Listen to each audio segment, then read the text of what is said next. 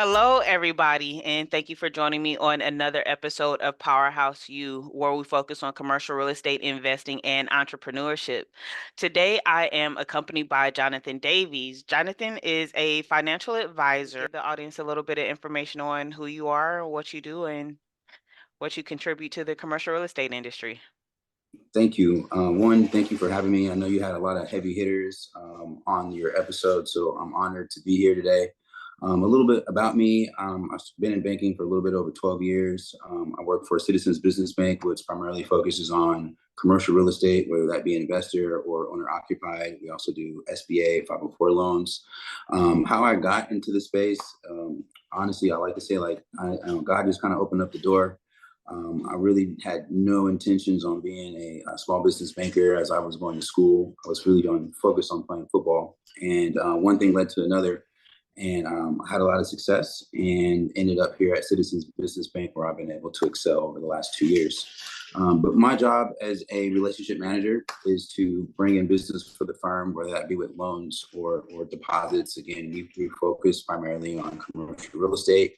So I'm happy to share any knowledge and answer any questions that you may have to give the audience some insight and hopefully some information that they can take and apply to their small business or their entrepreneurship.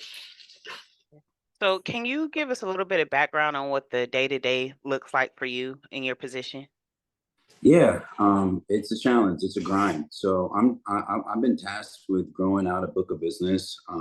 It's usually a lot easier when your firm gives you a book to manage and you already have existing clients that you can deepen those relationships. But I'm more on the business development side, which means I have to go out and hunt and find new clients.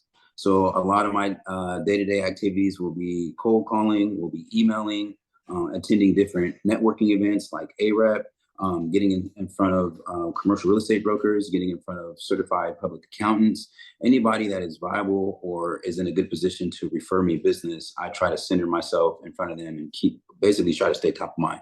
So when they do get an opportunity for a referral or they know someone that needs a loan, hopefully they think of me and I can try to run with that relationship and expand on Jonathan, that so relationship. your position is to grow business and bring business to the company. So can you tell me what the steps look like when you meet with someone who's interested in your service? Yeah, most certainly. So, I always try to take a consultative approach, and I always try to make really just take a genuine interest on why this individual chose to run and operate the business that they are running. So I really just try to get a sense for one, what got them into the business. Two, what are their goals, right? So I understand what financial resources or tools that they may need to get them to the next step to achieve their goals. And that's kind of how we get into the conversation of maybe the options of different financing vehicles that we could offer that may be a good fit. Okay.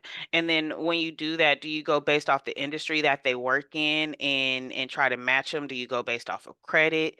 Like ideally working in the industry that you work in when you help small business owners get financing, what is it that you look for when you try to target your client? Great question. So I usually look for clients who've been doing it for at least 3 to 5 years. In most cases, I'm going to need 3 years of business tax returns to show the history of revenue that has been made by the company. So most regional banks, Citizens Business Bank is a regional bank, and like your Chase, your Wells Fargo, usually they're historic lenders, meaning they give you loans based off what you did previously, not what you may be projected to do in the future. So that's why we go back 3 years and analyze those tax returns to see, okay, how much can you qualify today? Yeah. And that's what scaling, right? Because they want to make sure that your business is growing and you're not declining, and that in turn strengthens the loan that you get from the bank, right? That is correct. Yeah. So we see, we always want the trend to go this way, right, in a positive direction. So year over year, one of the main key metrics that I look at is retain earnings, and that's on every line item on a tax return.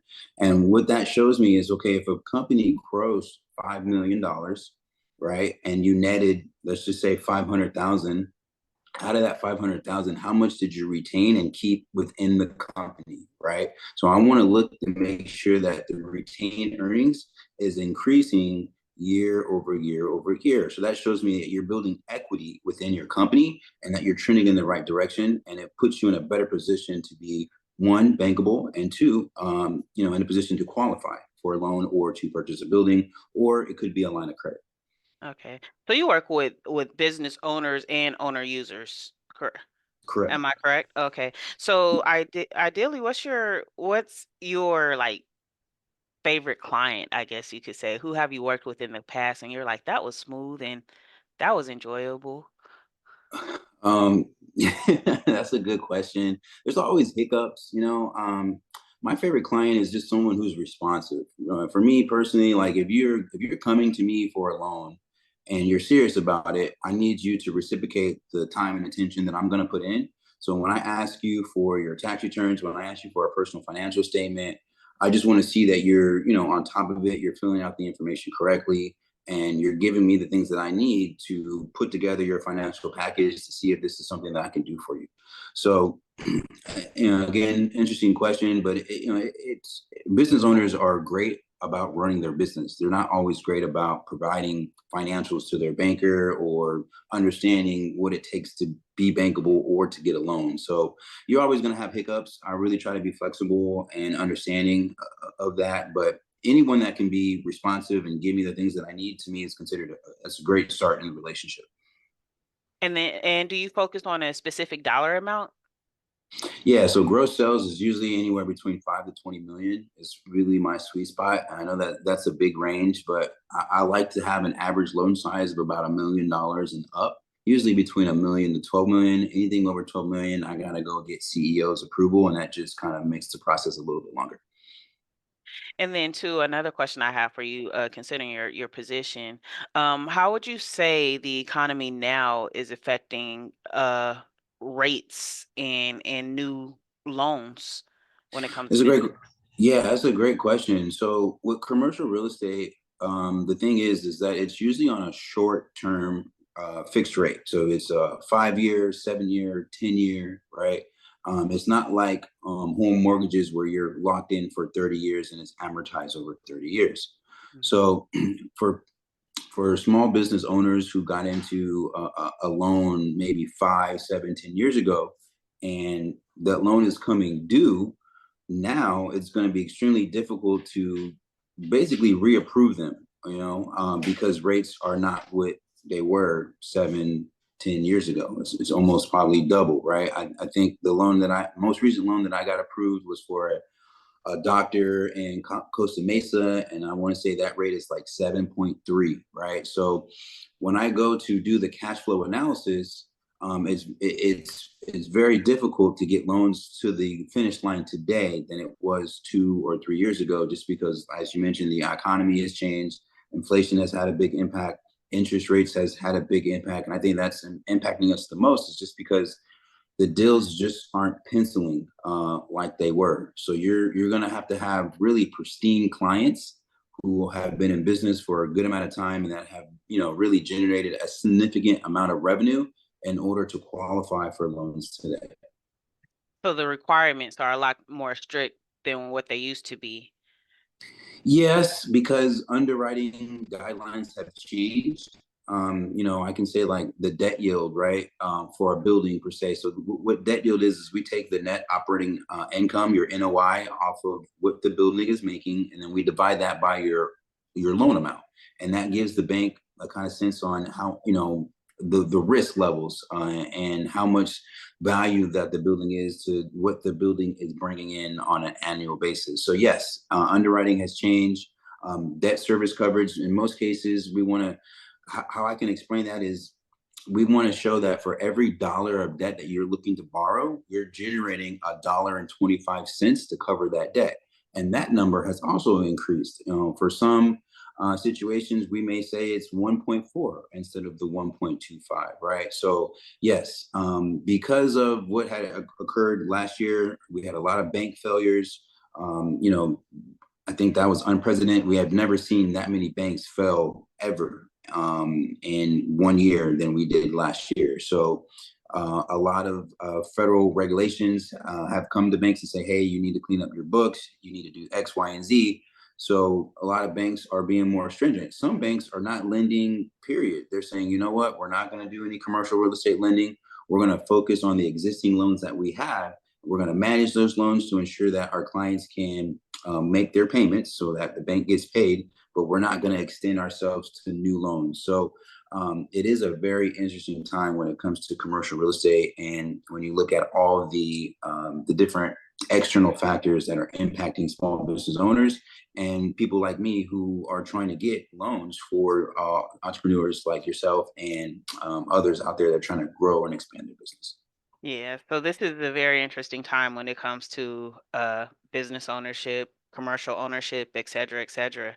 And you know, the requirements and everything. And I leave that conversation to you as a professional, so I won't get too deep into it. You know, I work property management, so that's my wheelhouse there.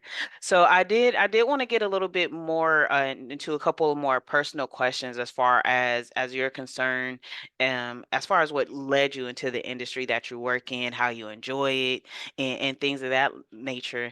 And then I did want to ask you, what was one of the lessons your career taught you, that you think everyone should learn at some point in their life? That's a great question, and I think especially right now, is be flexible, right? I think the only is it's a saying in finances, like the only thing that's consistent is change. It's never going to be the same. So you're always going to have to pivot. You're always going to have to be able to adapt and find new ways to be successful, right? Because you can't really do the things that were working for you a year or two ago because the external factors has changed. So I would just say be flexible, be adaptable, and just try to keep a positive outlook. Okay. And then with that said, you mentioned the word pivot. Can you tell me about a time in your business or career where you had to pivot and what happened to let you know that you had to make a change? Yeah, I mean, I think there was a time, because I started off in a call center and that got old really quick. Taking 40, 50 calls a day and, selling the same product over and over and over. Don't get me wrong, like, I was really blessed, and it opened a lot of doors for me and allowed me to cultivate a skill set. But I knew that I had more to give, and, there were better opportunities out there and lucrative opportunities out there. So when I wanted to pivot, one of the things that I told myself is that I was going to have to surround myself with other working professionals that were doing much better things than I was doing. So for me to pivot, I said, I had to look at my circle and I had to look at the people that was around me, and I had to elevate that. So I was very intentional when it came to networking and finding mentors that were, again, very successful in their field, so I can gravitate towards that level of success. I'll always say, show me your friends and I'll show you your future, right? So I take that same approach with small business owners. It's funny, I had a seminar that I did for another affinity group, and same conversation, right? Being able to pivot, surround yourself with business owners or entrepreneurs that are already had success, and you learn from them. You ask questions, right? Don't try to reinvent the wheel. You're going to spend more time and more energy, right? Find someone that 100. has done it. Yeah, that someone who has done it very well, and just learn from it. You may have to tweak it to where it fits your box, but I would say don't reinvent the wheel. um, Find out what's working, add to it, and then make it work for you. And that makes sense too. So I second that advice. And can you tell me about your most important mentor? Who has helped you the most get to this point in your career, and why are they important to you? Yeah, I mean, I got a few, man. Again, going back to me trying to be intentional about surrounding myself with, individuals that were extremely doing well for themselves. And I met two at Bank of America, Jahad Martin and Markel Birds. They are extremely instrumental. And then later on, I met another gentleman, Malcolm Waters, who is just killing the game for JP Morgan. He runs their whole commercial credit card division. So shout out to those brothers because they helped me elevate and get to where I am today. And it was just important for me because anytime I was going through a transition, whether I was contemplating on taking a new role whether it was getting prepared for an interview, whether it was saying, getting all the facts together, I would always be able to call them and bounce off information to get, some solid information to make a well-informed decision. So, having someone that you can pick up the phone and, knowing that they're going to give you, genuine, authentic advice, I think is extremely helpful. And, I love those guys, and I'm always going to try to pay, the love that they gave to me forward to anyone else who may be in a similar situation. Yeah, 100. That's a good thing. So shout out to you guys. Hi, thank you for watching Powerhouse if you're there. And then so let's say describe your personality if you can, and how you feel your personality helps you in your role as a Okay. business person. That's a that's a great question. I'm a Gemini, so there's a lot of stereotypes surrounded by Geminis, but I feel like my personality. I mean, just if I can just be authentic with you and transparent, right? I'm an African American and finance, so there's not a lot of individuals that look like me. There's often times where I have to code switch to be comfortable in the room or to make others comfortable in the room. So when it comes to my personality, I feel like I can adapt to certain situations. I can put on that corporate hat, and still be myself and connect with others because doing what I do, I'm going to meet a lot of different people. There's small business owners are come in all different shapes, sizes, and ethnicities, right? So my job is to get along with everyone because I don't look at let's be honest, money is green, right? So I don't look at it like that. So being able to connect with people of different races and on a personal level and showing genuine interest is something that I had to a skill set that I had to learn and develop and cultivate, and it's still being cultivated. I'm still learning, and I'm still trying to do that on a daily.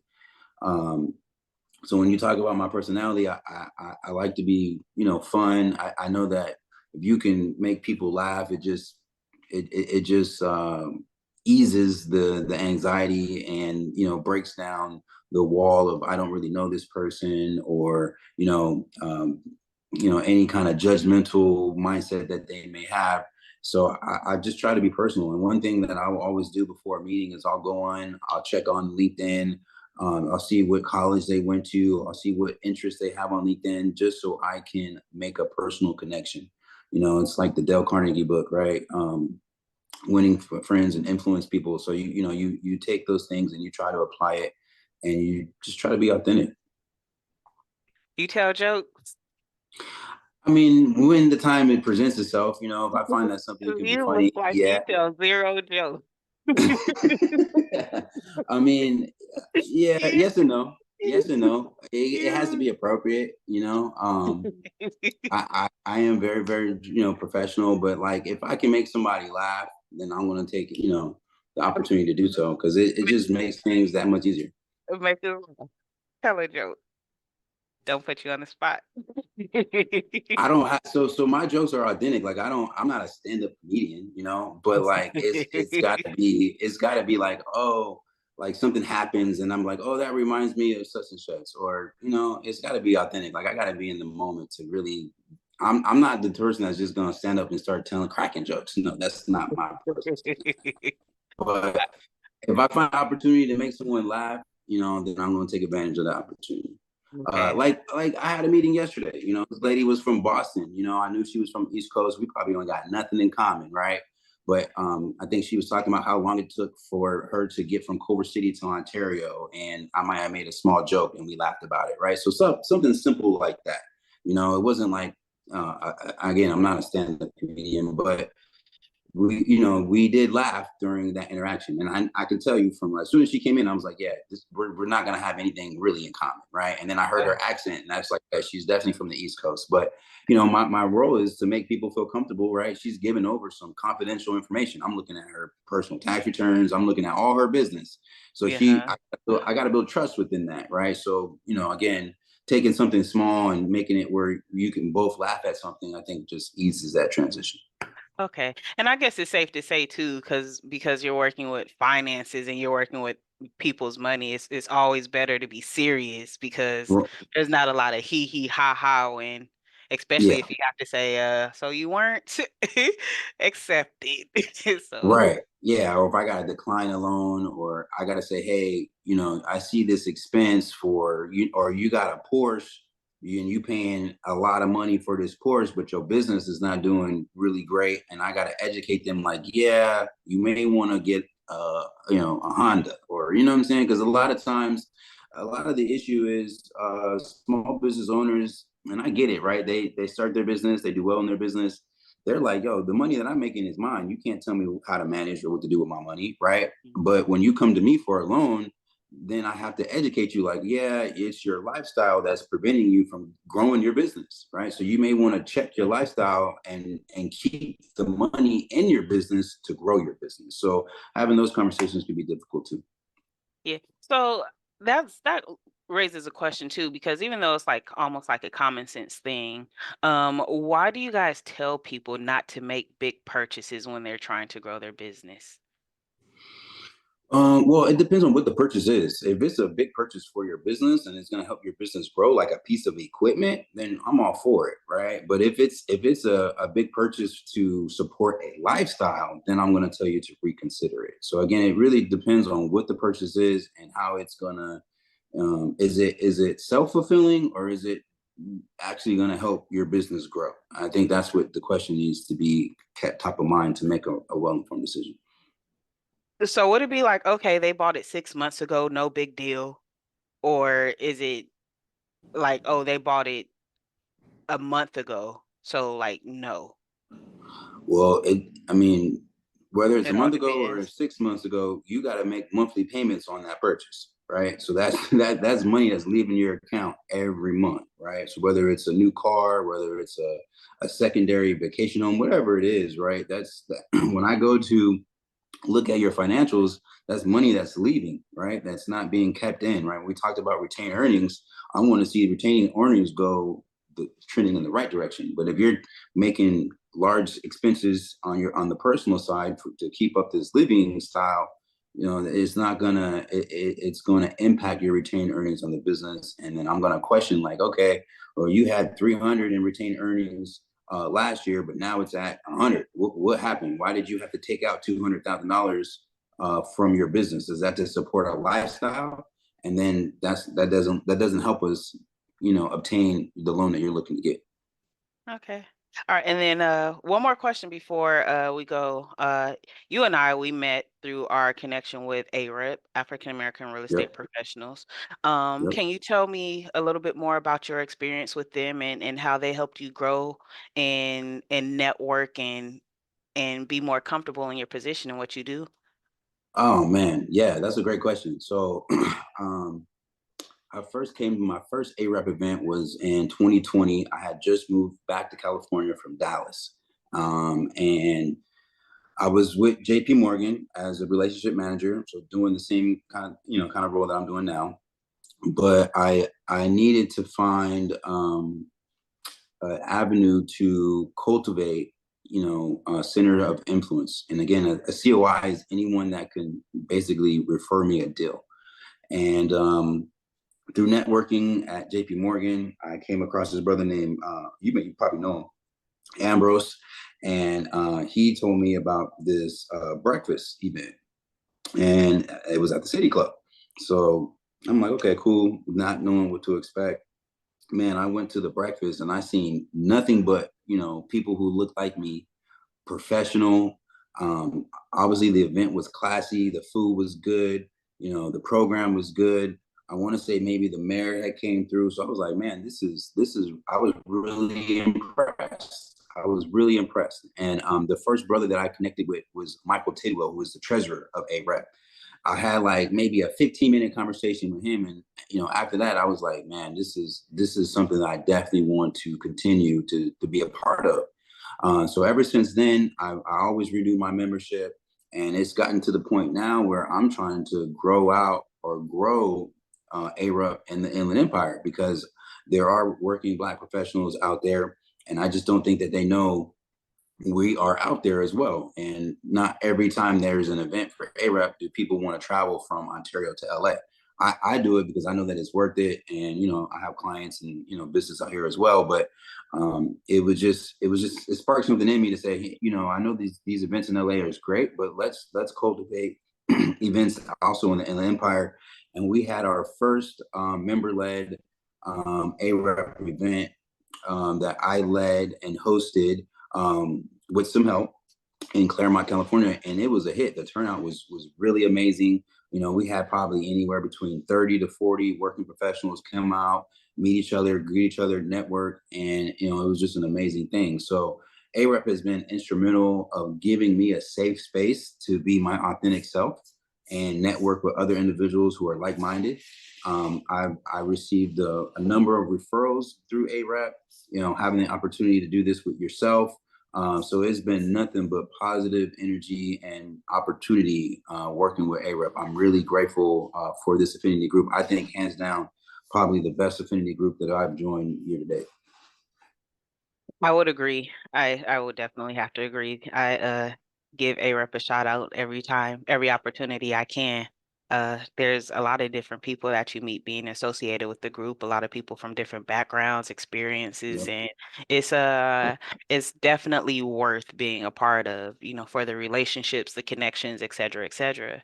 And then so before I do let you go, is there anything that you wanted to tell the audience as far as like motivation, where to find you, you know, any type of anything? Yeah, you can definitely reach out to me on LinkedIn. I'm pretty heavy on LinkedIn. I try to post, frequently. All my contact information is on there. If you hit me up on there, I will get back to you in a timely fashion. In terms of motivation, I know even just talking to like small business owners and entrepreneurs, I had a call I made the other day, and she's like, "Man, I'm just trying to hold on." I'm like, "I get it." So, um, I would just say stay focused, stay positive. Anytime that you have a negative thought about your business or about your role, replace it with three positive thoughts, right? Just to overcome that. What we are in is a cyclical cycle, meaning it will end, right? Rates will come down. This is not going to last forever. So just stay positive, stay grinding, and be flexible, pivot, right? Because you are going to have to pivot. You are going to have to make some changes, and it's okay.